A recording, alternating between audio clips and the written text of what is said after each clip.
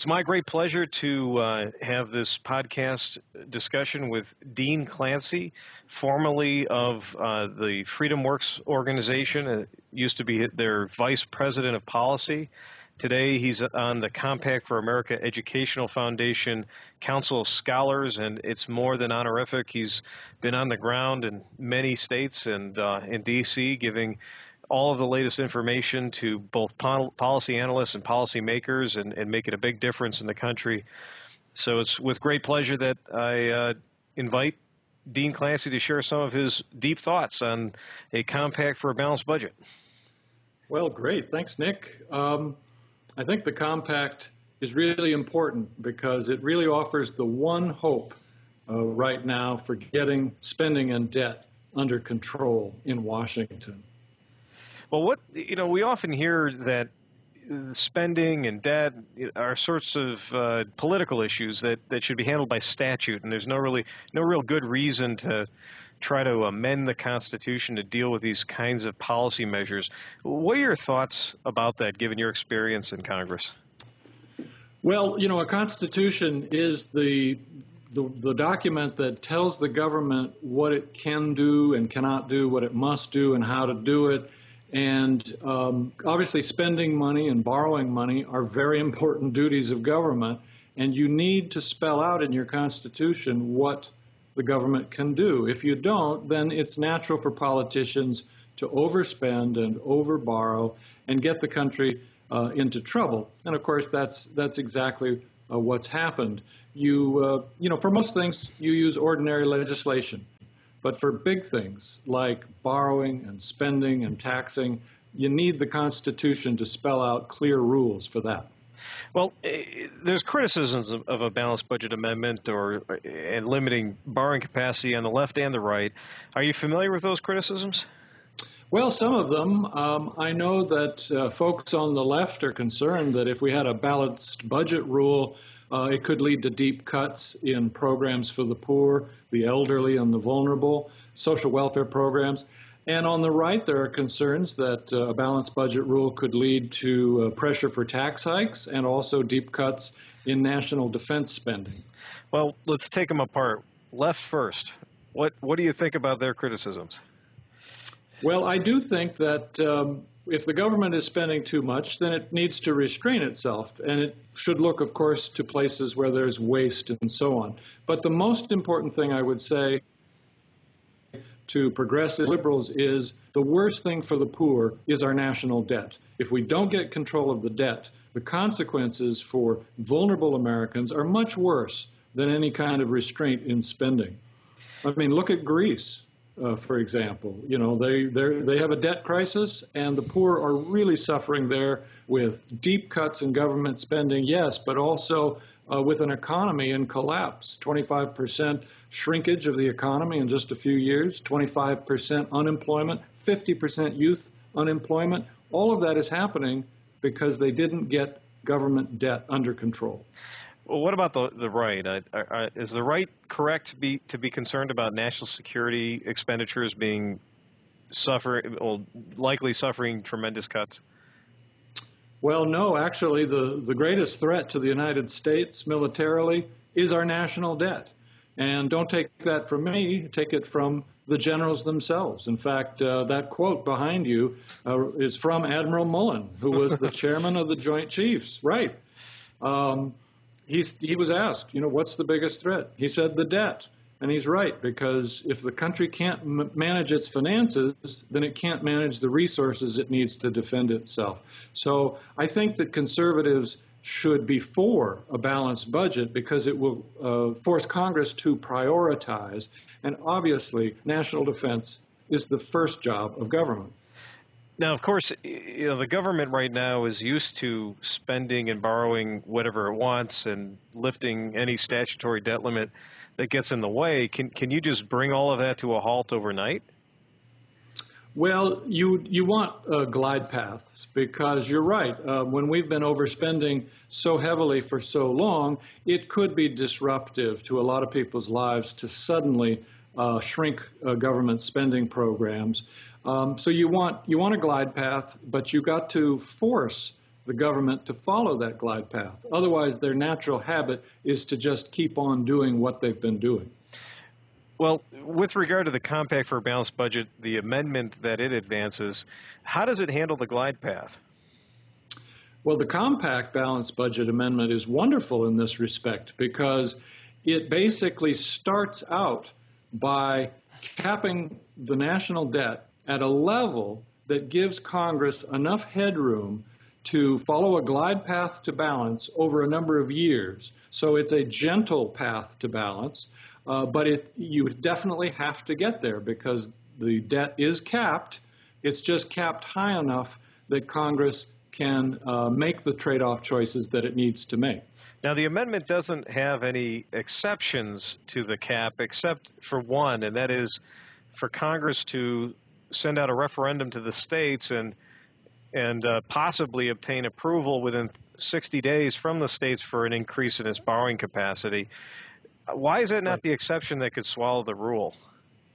Well, because the states are going to be reluctant to approve constant increases for more debt by the federal government, knowing that debt is also a burden on the states ultimately. And the tendency of the states will be to say, look, only ask us for increased borrowing ability in exchange for getting your fiscal house in order. I mean, it's just like a board of directors saying to the management of a company, look, you need to manage well. You need to get your fiscal house in order, and the states will do that. And the beauty of the compact is that it's bringing the states back into the equation. They really haven't been involved in helping the government manage its finances for many, many years, and the compact would get them to the table, and that would help instill discipline in Washington. You've heard the critique that nobody follows the Constitution, and another amendment won't do any good. What do you think of that critique?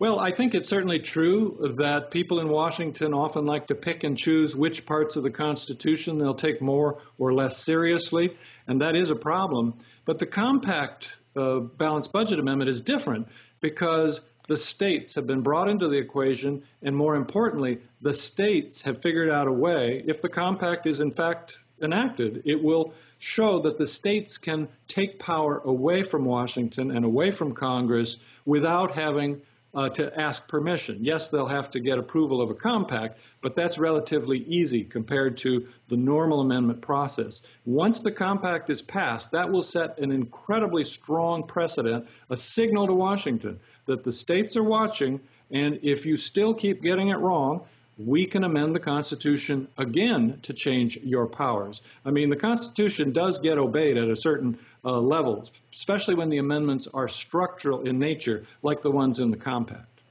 Now, there's one aspect of the Compact's Balanced Budget Amendment that tackles tax policy. Some folks think that tax policy is not something that should be addressed in a Balanced Budget Amendment. What do you think? Should tax policy be addressed in a Balanced Budget Amendment? Yes, I think you cannot talk about spending and debt without also talking about taxes. You obviously want spending restraint. That's really where the problem has been. But there will be pressure to raise taxes to close deficits, and that can be bad for the economy. That could actually make things worse in a lot of ways. You want strong economic growth, and you want the debt not to be growing. That's the path to prosperity. So in order to make sure you get that, you have to incentivize the folks in Washington to look to cut spending first and not to raise taxes every time they want to do something. And so to do that, you need a provision that makes it harder to raise taxes. Now, the provision in the compact requires 2/3 of each House of Congress for any new or increased income or sales tax, but it preserves the simple majority rule for closing tax deductions, exemptions, and credits, and for switching to a consumption tax, and it just doesn't touch or even talk about tariffs and fees, which would also be subject to a simple majority rule. Now, imagine a world where that structure was in place. How would you expect it to play out over time? I think it would be a wonderful, wonderful world because over time, Congress would move away from taxing people and production and towards taxing things and consumption. And that's what you want. Economists say that you should tax consumption, and the founders also wanted that. That's how they set it up in the beginning. There were no income taxes, for example. It was just taxes on goods and imports. And as a result, the government tended to be smaller, and the revenues tended to be sufficient. You had balanced budgets throughout the 19th century under a system of consumption taxes with a very strongly growing economy. So under the Compact Balanced Budget Amendment, you will see a movement, I think, over time towards consumption taxes instead of income taxes, and that would be very good economically. And I mean, what would you say to someone on the center left who, would fear a shift to consumption taxes? Well, I don't know why liberals or progressives should oppose consumption taxes. The nice thing about them is that they tend to restrain themselves because they're built into the prices of goods and services that you buy. And if the tax is too high, then you can substitute other goods and services in many cases and basically vote with your dollars. And that's something that should be very important to the poor. A consumption tax does encourage people to save more and spend less, but that's a good thing for everybody in the long run, especially the poor, because it creates a greater economic pie, more jobs, more prosperity, and that prosperity helps everybody, including the poor.